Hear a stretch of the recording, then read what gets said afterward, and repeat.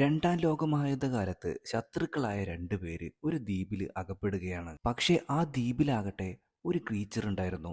അതിവരെ വേട്ടയാടുകയാണ്. അതേ കൂട്ടുകാരെ, ഒരു കിഡിലൻ ത്രില്ലർ മൂവിയാണ് ഞാനിന്ന് എക്സ്പ്ലെയിൻ ചെയ്യാനായിട്ട് പോകുന്നത്. ആദ്യമായിട്ടാണ് കൂട്ടുകാർ നമ്മുടെ ഈ ഒരു കൊച്ചു ചാനൽ കാണുന്നെങ്കിൽ ഇപ്പൊ തന്നെ സബ്സ്ക്രൈബ് ചെയ്യാനും ലൈക്ക് ചെയ്യാനും മറക്കണ്ട. നേരെ നമുക്ക് കഥയിലോട്ട് കടക്കാം. സിനിമയുടെ തുടക്കത്തിൽ തന്നെ നമ്മുടെ കഥാനായകനായിട്ടുള്ള സെയ്തോയെ ഇങ്ങനെ കെട്ടിയിട്ടിരിക്കുന്നതാണ് കാണിക്കുന്നത്. അതും ഒരു കപ്പലിൽ. രണ്ടാം ലോകമഹായുധം നടക്കുന്ന സമയമാണ്. അവിടെ ഉണ്ടായിരുന്ന പ്രിസണേഴ്സിനെ മൊത്തം വഹിച്ചു കൊണ്ടുപോകുന്ന ഒരു കപ്പലാണിത്. രണ്ട് ജപ്പാനീസ് സോൾജേഴ്സ് വന്നിട്ട് നമ്മുടെ സെയ്തോയെ ആ ഒരു കപ്പലിലെ പ്രധാന മേധാവിയുടെ അടുത്തേക്ക് കൊണ്ടുപോവുകയാണ്. സെയ്തോയും ഒരു പട്ടാളക്കാരൻ തന്നെയാണ്. പക്ഷെ അവൻ എന്തോ കുറ്റം ചെയ്തിട്ടുണ്ട്. അതിന്റെ ഫലമായിട്ട് തന്നെ ഇപ്പൊ ആ ഒരു മേധാവി പറയുന്നത്, നീ ചെയ്ത കുറ്റത്തിനുള്ള ശിക്ഷ നമ്മുടെ രാജ്യത്ത് തന്നെ വച്ച് നടപ്പിലാക്കും. ഇതും പറഞ്ഞ് മറ്റൊരാളെ കൂടി ആ ഒരു റൂമിലേക്ക് കൊണ്ടുവരുന്നുണ്ട്. ബ്രോൺസൺ എന്ന് പറയുന്ന ഒരു ബ്രിട്ടീഷ് പൗരനായിരുന്നു അത്. ബ്രോൺസണും ഒരു പട്ടാളക്കാരനാണ്. അങ്ങനെ ഈ ഒരു സോൾജേഴ്സ് എല്ലാവരും കൂടി ഇവരെ രണ്ടുപേരുടെയും കാലുകൾ തമ്മിൽ ചങ്ങലയ്ക്ക് ബന്ധിക്കുകയാണ്. രണ്ടെണ്ണത്തിനെയും ഒരു പാഠം പഠിപ്പിക്കുക എന്ന് ഈ ഒരു മേധാവി പറയുകയാണ്. പക്ഷെ പെട്ടെന്നാണ് അത് സംഭവിച്ചത്.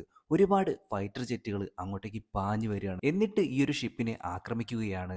ഉടൻ തന്നെ നമ്മുടെ സെയ്തോയും ബ്രോൺസൺ എന്ന് പറയുന്ന ആ ഒരു ബ്രിട്ടീഷ് പട്ടാളക്കാരനും കൂടി ചേർന്നിട്ട് അവിടെ നിന്നും രക്ഷപ്പെടാനായിട്ട് ശ്രമിക്കുകയാണ്. പക്ഷെ ഈ ഒരു ജപ്പാനീസ് പട്ടാളക്കാർ അപ്പോഴും ഇവരെ വിടുന്ന ലക്ഷണമില്ല. പെട്ടെന്നാണ് ഈ ഒരു കപ്പലിന്റെ അടുത്തേക്ക് മറ്റൊരു മുങ്ങിക്കപ്പൽ വന്നിട്ട് ഒരു വലിയ ബോംബ് വിക്ഷേപിക്കുന്നത്. അതിനു മുമ്പായിട്ട് തന്നെ നമ്മുടെ ബ്രോൺസണും സെയ്തോയും ആ ഒരു കപ്പലിൽ നിന്ന് എടുത്ത് വെള്ളത്തിലേക്ക് ചാടിയിട്ടുണ്ടായിരുന്നു.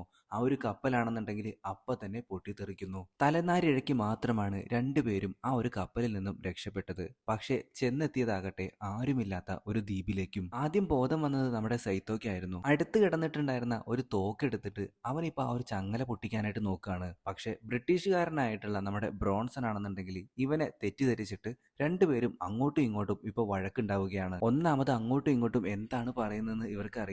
ഒരാള് ജപ്പാനീസും ഒരാള് ബ്രിട്ടീഷും. രണ്ടും കൂടി പൊരിഞ്ഞ അടിയായി. അങ്ങനെ അടിച്ചടിച്ച് ലാസ്റ്റ് ഇതേ ഇപ്പോൾ കടലിലേക്കും എത്തിയിട്ടുണ്ട്. അങ്ങനെ ഇവർ രണ്ടുപേരും കൂടി അങ്ങോട്ടും ഇങ്ങോട്ടും ഫൈറ്റ് ചെയ്യുമ്പോഴാണ് പെട്ടെന്ന് എന്തോ തരത്തിലുള്ള ഒരു ജീവി അങ്ങോട്ടേക്ക് വരികയും നമ്മുടെ ബ്രോൺസനെ ആക്രമിക്കുകയും ചെയ്യുന്നത്. ഇത് കണ്ട നമ്മുടെ സെയ്ത്തോ ആണെന്നുണ്ടെങ്കിൽ അപ്പൊ തന്നെ ആ ഒരു കയ്യിലുള്ള തോക്ക് ഉപയോഗിച്ചിട്ട് ആ ജീവിക്ക് നേരെ വെടിവെക്കുന്നുണ്ട്. ഇവർക്ക് രണ്ടുപേർക്കും വ്യക്തമായിട്ട് ആ ഒരു ജീവിയെ കാണാൻ സാധിച്ചില്ല. മിന്നൽ വേഗത്തിലായിരുന്നു അത് വന്നുപോയത്. ആ ഒരു ജീവിക്ക് വെടി കൊണ്ടിട്ടുണ്ടായിരുന്നു. അങ്ങനെ ബ്രോൺസനെ തോക്കിൻ മുന്നിൽ നിർത്തിയിട്ട് ഇപ്പൊ സെയ്ത്തോ കരയ്ക്ക് കയറ്റുകയാണ്. രണ്ടുപേരുടെയും കാലുകൾ അങ്ങോട്ടും ഇങ്ങോട്ടും ബന്ധിച്ചുകൊണ്ട് തന്നെ ഇനി ഒറ്റയ്ക്ക് രക്ഷപ്പെടാനായിട്ട് പറ്റില്ല. ടീം വർക്ക് അത്യാവശ്യമാണ്. പക്ഷെ ബ്രോൺസൺ ആണെന്നുണ്ടെങ്കിൽ നമ്മുടെ സെയ്ത്തോനെ ഒട്ടും വിശ്വാസമില്ല. എങ്ങനെയെങ്കിലും ഇവിടെ നിന്ന് രക്ഷപ്പെടണം, ആദ്യം ഈ ഒരു ചങ്ങല പൊട്ടിക്കണം എന്ന് പറഞ്ഞുകൊണ്ട് അവിടെ ഷിപ്പിൽ നിന്ന് അടിഞ്ഞിട്ടുണ്ടായിരുന്ന വസ്തുക്കളൊക്കെ ഇവർ പരിശോധിക്കാനായിട്ട് തുടങ്ങി. പക്ഷേ നമ്മുടെ ബ്രോൺസണ് ഇപ്പോഴും സെയ്ത്തോയെ സംശയമാണ്. അങ്ങനെ വന്നപ്പോൾ നമ്മുടെ സെയ്ത്തോ ആകട്ടെ ആ ഒരു തോക്കിലുണ്ടായിരുന്ന ഉണ്ട എടുത്തിട്ട് നമ്മുടെ ബ്രോൺസന്റെ കയ്യിൽ കൊടുത്തു. എന്നിട്ട് തോക്ക് അവന്റെ കയ്യിൽ തന്നെ വെച്ചു. ആ ഒരു ഷിപ്പ് തകർന്നതോട് കൂടിയിട്ട് അതിലുണ്ടായിരുന്ന എല്ലാ വസ്തുക്കളും കടലിൽ നിന്നും ഇപ്പൊ ഈ ഒരു കരയ്ക്ക് അടിഞ്ഞിട്ടുണ്ട്. അതിൽ നിന്നുള്ള കാര്യങ്ങളൊക്കെ എടുത്തുകൊണ്ടിരിക്കുകയാണ് ബ്രോൺസൺ. ആദ്യം ഒരു പാക്കറ്റ് സിഗരറ്റ് കിട്ടിയപ്പോൾ അവന് ഭയങ്കര സന്തോഷമായി. പിന്നെ ഒരു ബോക്സിലാണെന്നുണ്ടെങ്കിൽ നിറച്ച് കാപ്പിപ്പൊടിയായിരുന്നു. അപ്പോഴാണ് ബ്രോൺസൺ ബ്രിട്ടീഷ് പൗരനായിട്ടുള്ള ഒരു ചെറിയ കേഡറ്റിനെ കാണുന്നത്. അവൻ മരിച്ചു കിടക്കുകയായിരുന്നു. അതൊരു ചെറിയ പയ്യനായിരുന്നു. നിങ്ങളുടെ ആളുകൾക്ക് എങ്ങനെയാണ് ഇത്രയും ചെറിയ പയ്യന്മാരെ പോലും കൊലക്കി കൊടുക്കാനായിട്ട് അല്ലെങ്കിൽ പ്രിസണേഴ്സ് ആയിട്ട് വെക്കാനായിട്ടൊക്കെ മനസ്സ് വരുന്നത്? സെയ്ത്തോയ്ക്ക് നമ്മുടെ ബ്രോൺസൺ പറഞ്ഞ കാര്യങ്ങൾ മുഴുവനായിട്ട് മനസ്സിലായില്ലെങ്കിലും തന്റെ ആളുകളെ പറ്റിയാണ് ഈ പറയുന്നതെന്ന് അവന് വ്യക്തമായി. അങ്ങനെ അന്ന് രാത്രി ആ ഒരു ദ്വീപിൽ തന്നെ അവർ തങ്ങാനായിട്ട് തീരുമാനിക്കുകയാണ്. ബ്രോൺസൺ ഇപ്പൊ നല്ല വിശപ്പുണ്ട്. കാലാണെന്നുണ്ടെങ്കിൽ തണുത്ത് മരവിക്കാനായിട്ട് തുടങ്ങി. അവിടെ ഉണ്ടായിരുന്ന ഒരു ഷൂ എടുത്തിട്ട് കാലിടാൻ നോക്കിയപ്പോൾ അതാണെന്നുണ്ടെങ്കിൽ പാകമാവുന്നില്ല. ഇത് കണ്ട നമ്മുടെ സെയ്ത്തോ ആവട്ടെ അവന്റെ ഷൂ എടുത്തിട്ട് ബ്രോൺസൺ കൊടുക്കുന്നുണ്ട്. പക്ഷെ അവനെ വിശ്വാസമില്ല എന്ന രീതിയിൽ ഒരു പുച്ഛഭാവം ഇട്ടുകൊണ്ടാണ് ബ്രോൺസൺ ഇപ്പോ അത് വേണ്ട എന്ന് നമ്മുടെ സെയ്ത്തോയുടെ അടുത്ത് പറയുന്നത്. ബ്രോൺസൺ ഇപ്പൊ നല്ല വിശപ്പുണ്ട്. സെയ്ത്തോ ആവട്ടെ കടലിൽ നിന്ന് പിടിച്ചിട്ടുണ്ടായിരുന്ന ഞണ്ടൊക്കെ വേവിച്ചിട്ട് ബ്രോൺസണിന് കൊടുക്കുന്നുണ്ട്. പക്ഷെ അത് എങ്ങനെ കഴിക്കേണ്ടതെന്ന് അവനറിയില്ല. അവന്റെ കയ്യിൽ നിന്ന് അത് മണ്ണിലേക്ക് വീഴുന്നുണ്ട്. ഉടൻ തന്നെ സെയ്ത്തോ മറ്റൊരു ഞണ്ടിനെ പാചകം ചെയ്ത് അവന് കൊടുക്കുകയാണ്. അപ്പോഴും ഇവനെ വലിയ വിശ്വാസമൊന്നുമില്ല. പക്ഷെ ഇത്തവണ കൊടുത്തപ്പോൾ ആ ഒരു ഞണ്ടിന്റെ ആ പുറംപാളിയും മറ്റുമൊക്കെ എടുത്തു മാറ്റിയിട്ടാണ് അവന് കൊടുത്തിട്ടുണ്ടായിരുന്നത്. അതുകൊണ്ട് തന്നെ അവൻ അത് പെട്ടെന്ന് കഴിച്ചു. ഇല പോലും അവൻ നക്കി തുടയ്ക്കുന്നുണ്ട്. അത്രയും വിശപ്പുണ്ടായിരുന്നു. പിന്നീട് ഒരു കോഫി ഉണ്ടാക്കി കൊടുക്കുന്നുണ്ട്. ബ്രോൺസൺ അപ്പൊ പറയുന്നുണ്ട്, ഓ ശരിക്കും ഞാൻ വീട്ടിലേക്ക് തിരിച്ചെത്തിയ പോലെ തോന്നുന്നുണ്ട്, നല്ല അടിപൊളി കോഫി. സിഗരറ്റ് വേണമെന്ന് ബ്രോൺസൺ നമ്മുടെ സെയ്ത്തോരോട് ചോദിക്കുന്നുണ്ട്. അവൻ വേണ്ട എന്നാണ് പറയുന്നത്. നമുക്ക് എങ്ങനെയെങ്കിലും ഈ ഒരു ചങ്ങല പൊട്ടിക്കണ്ടേ എന്നാണ് ഇപ്പൊ ബ്രോൺസൺ അടുത്തതായിട്ട് പറയുന്ന കാര്യം. അങ്ങനെ അവിടെ ഉണ്ടായിരുന്ന ഒരു മെറ്റൽ ഉപയോഗിച്ചിട്ട് ഈ ഒരു ചങ്ങല പൊട്ടിക്കാനായിട്ട് അവർ തീരുമാനിക്കുകയാണ്. ആദ്യം സെയ്ത്തോന്റെ കാലിലുണ്ടായിരുന്ന ആ ഒരു ചങ്ങലയാണ് പൊട്ടിക്കാനായിട്ട് നോക്കുന്നത്. അങ്ങനെ ഏറ്റവും തുമ്പത്തായിട്ട് ബ്രേക്ക് ചെയ്യാനായിട്ട് ഇപ്പൊ നമ്മുടെ സെയ്ത്തോ ബ്രോൺസന്റെ അടുത്ത് പറയുന്നുണ്ട്. പക്ഷെ അത് കാലിന്റെ അടുത്തല്ലേ ബ്രോ, അങ്ങനെ ചെയ്തിട്ട് പണി കിട്ടില്ല എന്നൊക്കെ നമ്മുടെ സെയ്ത്തോന്റെ അടുത്ത് ബ്രോൺസൺ പറയുന്നുണ്ട്. ഇല്ലില്ല, നീ ധൈര്യമായിട്ട് അവിടെ തന്നെ എയിം ചെയ്ത് ബ്രേക്ക് ചെയ്യ് എന്ന് പറയുന്നതോട് കൂടിയിട്ട് നമ്മുടെ ബ്രോൺസൺ അവിടെ തന്നെ അടിക്കുകയാണ്. അതോട് കൂടിയിട്ട് അവന്റെ കാലിലുള്ള ചങ്ങല ഇപ്പൊ ഫ്രീ ആയിട്ടുണ്ട്. അങ്ങനെ അടുത്തതായിട്ട് നമ്മുടെ സെയ്ത്തോ ബ്രോൺസന്റെ കാലിലുണ്ടായിരുന്ന ആ ഒരു ചങ്ങലയും ഇതുപോലെ തന്നെ ബ്രേക്ക് ചെയ്ത് കൊടുക്കുന്നുണ്ട്. ഇപ്പൊ രണ്ടുപേരുടെ കാലിലും ചങ്ങലയില്ല, പക്ഷെ ഒരു തളപ്പ് മാത്രം അവിടെ ഉണ്ട്. അത് എന്തായാലും മുറിച്ച് കളയാനായിട്ട് പറ്റില്ല, അതെന്തെങ്കിലും ഉപകരണം കൊണ്ടൊക്കെ പറ്റുള്ളൂ. പെട്ടെന്നാണ് അവർ നിൽക്കുന്ന ആ ഒരു കാട്ടിന്റെ ഉള്ളിൽ നിന്ന് എന്തോ ഒരു സൗണ്ട് കേൾക്കുന്നത്. നേരത്തെ ഇവർ കണ്ടിട്ടുണ്ടായിരുന്ന അതേ ക്രീച്ചർ തന്നെയായിരുന്നു അത്. ഇവർ ആ ഒരു ജീവിയെ തെരഞ്ഞുകൊണ്ടിരിക്കുമ്പോഴാണ് പെട്ടെന്ന് അങ്ങോട്ടേക്ക് രണ്ട് ജപ്പാനീസ് സോൾജിയേഴ്സ് ഒരു തടവുകാരനെയും കൊണ്ട് അങ്ങോട്ടേക്ക് വരുന്നത്. ബ്രോൺസന്റെ അടുത്ത് അപ്പൊ തന്നെ നമ്മുടെ സെയ്ത്തോ ഒളിക്കാനായിട്ട് പറയുന്നു. കാരണം മറ്റൊന്നല്ല, ആ രണ്ട് ജപ്പാനീസ് സോൾജിയേഴ്സും നമ്മുടെ ബ്രോൺസനെ കണ്ടിട്ടുണ്ടെങ്കിൽ തീർത്ത് കളയും. ഈ പട്ടാളക്കാർ അങ്ങോട്ടേക്ക് വരുമ്പോൾ നമ്മുടെ സെയ്ത്തോ ഉറങ്ങുന്ന പോലെ അഭിനയിച്ചു. ജപ്പാനീസ് പട്ടാളത്തിന്റെ യൂണിഫോം ആയതുകൊണ്ട് തന്നെ അവർ ഇവനോട് നല്ല രീതിയിലാണ് പെരുമാറുന്നത്. ഇതെല്ലാം കണ്ടുകൊണ്ട് ബ്രോൺസൺ അവിടുത്തെ ഒരു കുറ്റിക്കാട്ടിൽ തന്നെ ഉണ്ടായിരുന്നു. നിന്റെ കൂടെ വേറെ ആരെങ്കിലും ഉണ്ടായിരുന്നോ എന്ന് അപ്പോൾ ഈ ഒരു പട്ടാളക്കാർ ഇവന്റെ അടുത്ത് നമ്മുടെ സെയ്ത്തോടെ അടുത്ത് ചോദിക്കുന്നുണ്ട്. പക്ഷെ സെയ്ത്തോ പറയുന്നുണ്ട് ഉണ്ടായിരുന്നു, പക്ഷെ അയാൾ മരിച്ചുപോയി. എന്നിട്ട് ഇവൻ ഫേക്ക് ആയിട്ട് ഉണ്ടാക്കിയിട്ടുണ്ടായിരുന്ന ഒരു കുഴിമാടം കാണിച്ചു കൊടുക്കുകയാണ്. പക്ഷെ അപ്പോഴേക്കും ആ ഒരു ക്രീച്ചർ അങ്ങോട്ടേക്ക് വരുന്നുണ്ട്. ഈ കുറ്റിക്കാട്ടിൽ നിന്ന് എന്തോ ഒരു സൗണ്ട് കേട്ടിട്ട് ഒരു പട്ടാളക്കാരൻ ആ ഒരു ജീവിയുടെ പിന്നാലെ ഓടി പോകുന്നുണ്ട്. അത് മനുഷ്യനാണെന്ന് വിചാരിച്ചിട്ടാണ് ഈ ഒരു പട്ടാളക്കാരൻ അതിന്റെ പിന്നാലെ പോകുന്നത്. പക്ഷെ ഇവര് പിടിച്ചുകൊണ്ട് വന്നിട്ടുണ്ടായിരുന്ന ആ ഒരു തടവുകാരന് കാര്യം മനസ്സിലായി. മറുവശത്ത് ആ ഒരു പട്ടാളക്കാരനാണെന്നുണ്ടെങ്കിൽ നടന്ന് ഒരു ഗുഹയുടെ സൈഡിലേക്ക് എത്തിയിട്ടുണ്ട്. ഇതെല്ലാം തന്നെ ബ്രോൺസൺ ആ ഒരു കുറ്റിക്കാട്ടിലിരുന്ന് കാണുന്നുണ്ട്. ഈ ഒരു പട്ടാളക്കാരനാണെന്നുണ്ടെങ്കിൽ ഗുഹയുടെ ഉള്ളിലേക്ക് ഇപ്പൊ കടന്നു. മറുവശത്ത് മറ്റേ പട്ടാളക്കാരനാണെന്നുണ്ടെങ്കിൽ നമ്മുടെ സെയ്റ്റോനെയും ആ ഒരു തടവുകാരനെയും പിടിച്ചു വെച്ചിരിക്കുകയാണ്. ഇതേ സമയം ഗുഹയിലേക്ക് കടന്ന ആ ഒരു പട്ടാളക്കാരന്റെ പുറകിലായിട്ട് ഈ ഒരു ക്രീച്ചർ വരികയാണ്. അയാള് മനസ്സിലായി തിരിഞ്ഞ് നോക്കിയപ്പോഴത്തേക്കും ഇയാളുടെ തല അങ്ങോട്ട് ആ ഒരു ക്രീച്ചർ എടുത്തു കളഞ്ഞു. അതും പോരാഞ്ഞ് ആ ഒരു തല എടുത്തിട്ട് ബാക്കിയുള്ള നമ്മുടെ സെയ്ത്തോന്റെയും ആ ഒരു പട്ടാളക്കാരുടെ ഇടയിലേക്ക് എറിഞ്ഞു കൊടുക്കുകയാണ്. പേടിച്ചു വിറച്ച ആ ഒരു തടവുകാരൻ അവിടെ നിന്ന് ഓടിപ്പോകുന്നുണ്ട്. ആ ഒരു പട്ടാളക്കാരന്റെ കഥ അപ്പൊ തന്നെ കഴിഞ്ഞു. ഇവർ രണ്ടുപേരും നമ്മുടെ സെയ്ത്തോയും ബ്രോൺസണും ഈ ഒരു ജീവിയിൽ നിന്ന് രക്ഷപ്പെട്ട് ഇപ്പോൾ ഓടുകയാണ്. പക്ഷെ അപ്പോഴേക്കും ഇവരുടെ പിന്നാലെ ഈ ഒരു ക്രീച്ചർ വരുന്നുണ്ട്. അങ്ങനെ നമ്മുടെ സെയ്ത്തോ ഒരു വാൾ ഉപയോഗിച്ചിട്ട് ഈ ഒരു ക്രിയേച്ചറിനിട്ട് നല്ല പണി കൊടുക്കുന്നുണ്ട്. ആ ഒരു ഗ്യാപ്പിന് സെയ്ത്തോ ബ്രോൺസിനെയും വിളിച്ചിട്ട് അവിടെ നിന്ന് ഓടി രക്ഷപ്പെടുകയാണ്. പക്ഷെ ആ ഒരു ഇരുട്ടില് ഇവർ ഓടിപ്പോയിട്ട് ഏതോ ഒരു താഴ്ചയിലേക്കാണ് വീണു പോകുന്നത്. രാവിലെ എഴുന്നേറ്റ് നോക്കുമ്പോൾ ബ്രോൺസൺ ആണെന്നുണ്ടെങ്കിൽ ഇപ്പോൾ ഒരു മരത്തിന്റെ മുകളിലാണ് കിടക്കുന്നത്. ഒന്ന് അനങ്ങിയിട്ടുണ്ടെങ്കിൽ വലിയൊരു താഴ്ചയിലേക്ക് അവൻ വീഴും. ഈ വിധത്തിലാണ് അവൻ ആ ഒരു മരത്തിന്റെ താഴെ നിന്ന് ഇറങ്ങുന്നത്. താഴേക്ക് ഇറങ്ങിയപ്പോൾ തന്നെ അവൻ അടുത്തുണ്ടായിരുന്ന ഒരു ചോലയിലേക്ക് വീണു. ഇവർ രണ്ടുപേരും ഇപ്പോൾ രണ്ട് വഴിക്കായിരിക്കുകയാണ്. സെയ്ത്തോയ്ക്ക് അധികം പരിക്ക് പറ്റിയിട്ടുണ്ടായിരുന്നില്ല. നമ്മുടെ ബ്രോൺസൺ ആണെന്നുണ്ടെങ്കിൽ വെള്ളച്ചാട്ടത്തിൽ നിന്ന് ഒരു വിധത്തിലാണ് രക്ഷപ്പെട്ട് കരയ്ക്ക് കയറുന്നത്. പക്ഷേ രണ്ടുപേർക്കും അപ്പോഴും ആ ഒരു ക്രിയേച്ചറിന്റെ സൗണ്ട് കേൾക്കാനായിട്ട് സാധിക്കുന്നുണ്ട്. ഒരു വലിയ പാറയുടെ മുകളിലായിട്ട് ആ ഒരു ക്രിയേച്ചർ നിന്നിട്ട് ഇപ്പോൾ അലറി കരഞ്ഞുകൊണ്ടിരിക്കുന്നുണ്ട്. എങ്ങോട്ടാണ് ഇനി പോകേണ്ടതെന്ന് ഒരു എത്തും പിടിയും കിട്ടുന്നില്ല. എങ്ങോട്ട് തിരിഞ്ഞിട്ടുണ്ടെങ്കിൽ വെള്ളച്ചാട്ടങ്ങൾ മാത്രം. ഒരുപാട് നേരം നടന്ന് ക്ഷീണിച്ച് നമ്മുടെ ബ്രോൺസൺ ആണെന്നുണ്ടെങ്കിൽ ഇപ്പോൾ ഒരു പുഴയുടെ അരികിലായിട്ട് ഇങ്ങനെ കിടക്കുന്നുണ്ട്. പെട്ടെന്നാണ് അവൻ കണ്ണു തുറന്നു നോക്കുമ്പോൾ അവന്റെ അടുത്തായിട്ട് ഒരു മുതല. പക്ഷെ ആ ഒരു മുതല അവനെ ഒന്നും ചെയ്യുന്നില്ല. അത് നേരെ വെള്ളത്തിലേക്ക് ഇറങ്ങി പോകുന്നുണ്ട്. ബ്രോൺസൺ ആണെന്നുണ്ടെങ്കിൽ ഈ ഒരു മുതല എന്തെങ്കിലും ചെയ്യുമെന്ന് വിചാരിച്ചിട്ട് ശ്വാസം പോലും വിടാതെ കിടക്കുകയാണ്. അങ്ങനെ ആ ഒരു മുതല പോയതിനു ശേഷം ബ്രോൺസൺ വീണ്ടും നടക്കൽ ആരംഭിച്ചു. പിന്നീട് അവൻ പോയി നോക്കുമ്പോൾ ഒരു കോറിയുടെ ഭാഗത്തായിട്ട് ഈ ഒരു ക്രിയേച്ചർ ആണെന്നുണ്ടെങ്കിൽ അതിന് പറ്റിയിട്ടുണ്ടായിരുന്ന മുറിവുകളിലൊക്കെ എന്തോ മരുന്ന് തേച്ച് പിടിപ്പിക്കുന്നതാണ് നമ്മുടെ ബ്രോൺസൺ കാണുന്നത്. അവനത് കണ്ടപ്പോൾ തന്നെ പേടിയായി. അവൻ അപ്പം തന്നെ ശബ്ദമുണ്ടാക്കാതെ ആ ഒരു പുൽമൈതാനത്ത് കിടന്നു. പെട്ടെന്ന് തന്നെ ഈ ഒരു ജീവിയുടെ അടുത്തേക്ക് എന്തോ ഒന്ന് വരുന്നുണ്ട്. അപ്പോൾ ആ ഒരു ജീവി വെള്ളത്തിലേക്ക് ഇറങ്ങി പോകുന്നതും കാണിക്കുന്നുണ്ട്. നമ്മുടെ ബ്രോൺസൺ ആകട്ടെ ഇതൊക്കെ കണ്ടുകൊണ്ട് ആ ഒരു പുൽത്തകിടിയിൽ അനങ്ങാതെ കിടക്കുകയാണ്. ഇതേ സമയം നമ്മുടെ സെയ്ത്തോ മറ്റൊരു സ്ഥലത്തേക്ക് എത്തിയിട്ടുണ്ടായിരുന്നു.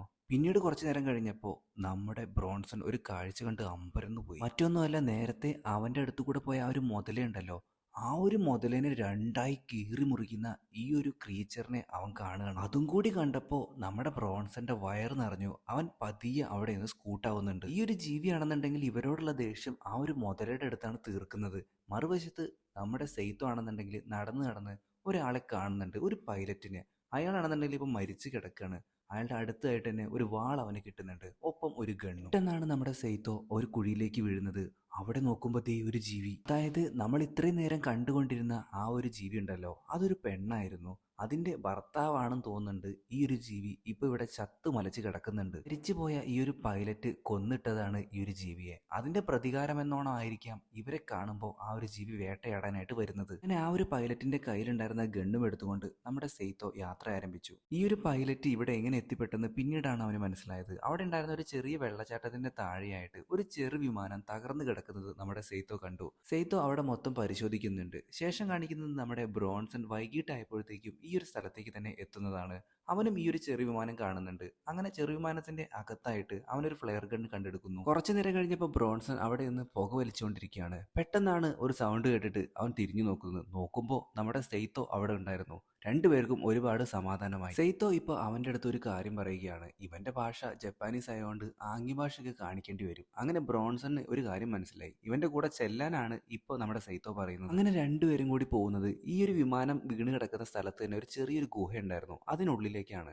അവിടെ ചെന്നപ്പോൾ നമ്മുടെ ബ്രോൺസൺ ഞെട്ടിപ്പോയി. സെയ്തോ ഓൾറെഡി ഇവിടെ വന്ന് ഇത് കണ്ടിട്ടുണ്ടായിരുന്നു. അതായത് ഈ ഒരു ജീവിയുടെ ഗർഭപിണ്ഡം ആ ഒരു ഗുഹയ്ക്ക് ഉള്ളിലുണ്ടായിരുന്നു. അതായത് അതിനുള്ളിൽ കുട്ടിയുണ്ട്. ബ്രോൺസൺ അപ്പം തന്നെ പറയുന്നുണ്ട്, അവിടെ ആ ഒരു വിമാനത്തിലായിട്ട് ഒരു ബോംബുണ്ട്, അതെടുത്തിട്ട് നമുക്ക് ഈ ഒരു ഗുഹയിൽ കൊണ്ടുവന്ന് പൊട്ടിച്ചു കളയാം. ബ്രോൺസന്റെ ഈ ഒരു അഭിപ്രായത്തോട് നമ്മുടെ സെയ്തോയ്ക്ക് അത്ര വലിയ യോജിപ്പൊന്നും ഉണ്ടായിരുന്നില്ല. പക്ഷേ ഇത് ചെയ്തിട്ടില്ലെങ്കിൽ അവരെ ആ ഒരു ജീവി വന്നിട്ട് എന്തായാലും തീർത്തു കളയും. മറുവശത്ത് ആ ഒരു ജീവിക്ക് ഈ ഒരു പൈലറ്റിന്റെ കയ്യിലുണ്ടായിരുന്ന ഗണ്ണും എടുത്തുകൊണ്ട് ഇവന്മാര് പോയിട്ടുള്ള കാര്യം മനസ്സിലായി. അപ്പോഴേക്കും ഇവന്മാർ രണ്ടുപേരും കൂടി ചേർന്നിട്ട് ആ ഒരു വിമാനത്തിലുണ്ടായിരുന്ന ബോംബ് ഗുഹയിലേക്ക് എത്തിച്ചു. പക്ഷെ അത് ആക്റ്റീവ് ആക്കണം എന്നുണ്ടെങ്കിൽ വലിയൊരു ലിവർ അല്ലെങ്കിൽ വലിയൊരു ഇരുമ്പ് ദണ്ട് ഉപയോഗിച്ചിട്ട് അതിന്റെ മൊനയിൽ അടിക്കണം. എന്നിട്ട് എത്രയും പെട്ടെന്ന് ആ ഒരു ഗുഹയിൽ നിന്ന് ഓടി മാറണം. അതാണ് ഇവരുടെ പ്ലാന്.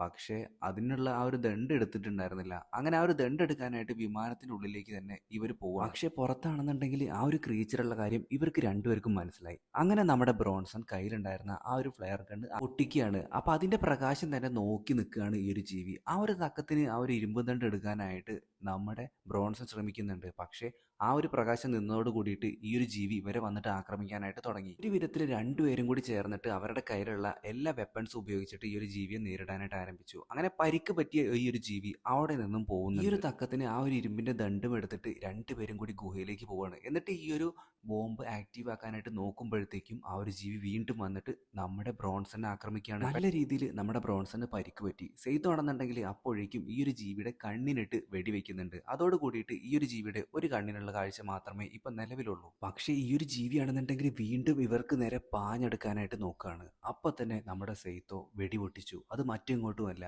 ആ ഒരു ജീവിയുടെ ഗർഭപിണ്ഡം ഉണ്ടായിരുന്നല്ലോ അതിലേക്കായിരുന്നു. അതോട് കൂടിയിട്ട് ഈ ഒരു ജീവിയുടെ കുഞ്ഞിന്റെ പണി കഴിഞ്ഞു. പിന്നീട് ഈ ഒരു കുഞ്ഞിനെ നോക്കിക്കൊണ്ട് ഈ ഒരു ജീവി ഇരിക്കുന്ന സമയത്ത് തന്നെ നമ്മുടെ ബ്രോൺസണുമായിട്ട് രക്ഷപ്പെടാനായിട്ട് നമ്മുടെ സെയ്തോ നോക്കുന്നു. പക്ഷേ ബ്രോൺസണ് നല്ല രീതിയിൽ പരിക്ക് പറ്റിയിരുന്നു. അവനോട് ഇവിടെ നിന്ന് ഒറ്റയ്ക്ക് രക്ഷപ്പെട്ടു പോകാനാണ് ബ്രോൺസൺ ഇപ്പോൾ പറയുന്നത്. അങ്ങനെ മറ്റൊരു വഴിയുമില്ലാതെ സെയ്തോ അവിടെ നിന്ന് ഓടി രക്ഷപ്പെടുന്നു. ഇതേ സമയം ബ്രോൺസൺ ആണെന്നുണ്ടെങ്കിൽ ആ ഒരു ബോംബ് ആക്റ്റീവ് ആക്കുന്നു. അതോട് കൂടിയിട്ട് ആ ഗുഹ മൊത്തത്തിൽ പൊട്ടിത്തെറിക്കുകയാണ്. പക്ഷേ ട്വിസ്റ്റ് ഉണ്ട്, ആ ഒരു ജീവിക്ക് ഒന്നും തന്നെ സംഭവിച്ചിട്ടുണ്ടായിരുന്നില്ല. അതിപ്പോ നമ്മുടെ സെയ്തോയെ തേടിയിട്ട് ഇപ്പൊ ആ ഒരു കടലിന്റെ അടുത്തേക്ക് വരുന്നുണ്ട്. സെയ്തോ ആണെന്നുണ്ടെങ്കിൽ ആ ഒരു വാളും നിലത്ത് കുത്തി ഇങ്ങനെ ഇരിക്കുകയാണ്. എന്താ ചെയ്യേണ്ടതെന്ന് ഒരു പിടുത്തവും കിട്ടുന്നില്ല. പെട്ടെന്ന് തന്നെ അങ്ങോട്ടേക്ക് ആ ഒരു ജീവി വന്നിട്ട് നമ്മുടെ സെയ്തോയെ തീർത്തു കളയുന്നു. പക്ഷേ ഒരു ട്വിസ്റ്റ് ഉണ്ട്, അത് സെയ്തോ ആയിരുന്നില്ല. നേരത്തെ അവിടെ ഉണ്ടായിരുന്ന മരിച്ചു കിടന്നിരുന്ന ജപ്പാനീസ് പട്ടാളക്കാരുണ്ടായിരുന്നല്ലോ, പുള്ളിക്കാരനായിരുന്നു. സെയ്തോ മണ്ണിനടിയിൽ ഒളിച്ചിരിക്കുകയായിരുന്നു. മണ്ണിനടിയിൽ നിന്ന് വേഗത്തിൽ വന്ന നമ്മുടെ സെയ്തോ ഈ ഒരു ജീവിക്കിട്ട് നല്ല പണി കൊടുക്കുന്നു. ആ ഒരു വാൾ ഉപയോഗിച്ചിട്ട് ജീവിയെ അറഞ്ചും പുറഞ്ചും ആക്രമിച്ച സെയ്തോ ആണെന്നുണ്ടെങ്കിൽ ഇപ്പോൾ ആ ഒരു ജീവിയെ പൂർണ്ണമായിട്ടും പരാജയപ്പെടുത്തിയിരിക്കുകയാണ്. പക്ഷെ എന്നിട്ടും ആ ഒരു ജീവി മരിച്ചിട്ടുണ്ടായിരുന്നില്ല. അങ്ങനെ ലാസ്റ്റ് ആയിട്ട് ആ ഒരു വാള് അതിന്റെ നെഞ്ചിലേക്ക് ഇറക്കാനായിട്ട് നിൽക്കുമ്പോഴത്തേക്കും നമ്മുടെ സെയ്തോയ്ക്ക് അതിന് മനസ്സ് വന്നില്ല. ആ ഒരു ജീവിയെ കൊല്ലാതെ തന്നെ അവൻ അവിടെ നിന്നും കുറച്ച് മുൻപോട്ട് നടന്നു നീങ്ങുകയാണ്. എന്നിട്ട് അവന്റെ കയ്യിലുണ്ടായിരുന്ന ആ ഒരു ഫ്ലെയർ ഗണ്ണ് പൊട്ടിക്കാനായിട്ട് നോക്കുമ്പോൾ അത് പൊട്ടുന്നില്ല. അവൻ തിരിഞ്ഞു നോക്കുമ്പോൾ ആ ഒരു ജീവിയെ അവിടെ കാണാനുമില്ല. നേരത്തെ ആ ഒരു ഗുഹ പൊട്ടിത്തെറിച്ചത് കൊണ്ട് തന്നെ ആ ഒരു പുകപടലം ശ്രദ്ധിച്ച് ഇപ്പോൾ US നേവിയുടെ ഒരു ഷിപ്പ് അങ്ങോട്ടേക്ക് വരുന്നു. ശേഷം US നേവിയിലെ ആ ഒരു പട്ടാളക്കാരെ ഇവന്റെ അടുത്ത് ചോദിക്കുന്നുണ്ട്, നിങ്ങളുടെ കൂടെ ആരെങ്കിലും ഉണ്ടായിരുന്നോ എന്ന്. അപ്പോൾ നമ്മുടെ ബ്രോൺസന്റെ കയ്യിലുണ്ടായിരുന്ന കഴുത്തിലുണ്ടായിരുന്ന ആ ഒരു ലോക്കറ്റ് ഉണ്ടല്ലോ, അത് ഇവർക്ക് നൽകുകയാണ്. അപ്പോൾ ഇവർക്ക് കാര്യങ്ങളൊക്കെ വ്യക്തമായി. നിങ്ങളെ കൂടാതെ വേറെ ആരെങ്കിലും ആ ഒരു ദ്വീപിലുണ്ടായിരുന്നോ എന്നുള്ള ചോദ്യത്തിന് നമ്മുടെ സെയ്തോ ഇല്ല എന്നാണ് പറയുന്നത്. കാരണം മറ്റൊന്നല്ല, മനുഷ്യന്മാരാണ് അതിന്റെ ആവാസ വ്യവസ്ഥയിലേക്ക് കടന്നു ചെന്നതും അതിന്റെ ജീവിതം ഇല്ലാതാക്കിയതും. ഇനി അങ്ങനെ സംഭവിക്കാൻ പാടില്ല. അതുകൊണ്ട് തന്നെ അവൻ അത് മനസ്സിൽ തന്നെ സൂക്ഷിച്ചു. സിനിമയുടെ അവസാനത്തിൽ ആ ഒരു ദ്വീപ് വീണ്ടും കാണിക്കുന്നു. ഇപ്പോഴും ആ ഒരു ജീവി അവിടെ തന്നെ ജീവനോടെ ഉണ്ട്. എങ്ങനെ ഉണ്ടായിരുന്നു കൂട്ടുകാരെ ഇന്നത്തെ സിനിമ? വീഡിയോ ഇഷ്ടപ്പെട്ടാൽ ലൈക്ക് ചെയ്യാനും ഷെയർ ചെയ്യാനും മറക്കരുത്. ആദ്യമായിട്ടാണ് കൂട്ടുകാരെ നമ്മുടെ ഈ ഒരു കൊച്ചു ചാനൽ കാണുന്നതെങ്കിൽ ഇപ്പൊ തന്നെ ഒന്ന് സബ്സ്ക്രൈബ് ചെയ്തേക്കുക. നല്ല രീതിയിലുള്ള പനിയും ജലദോഷമൊക്കെ ഉണ്ട്. അതുകൊണ്ട് സൗണ്ടും കാര്യങ്ങളും പിന്നെ പ്രസന്റേഷനൊക്കെ കുറച്ച് ബോറായിരിക്കും.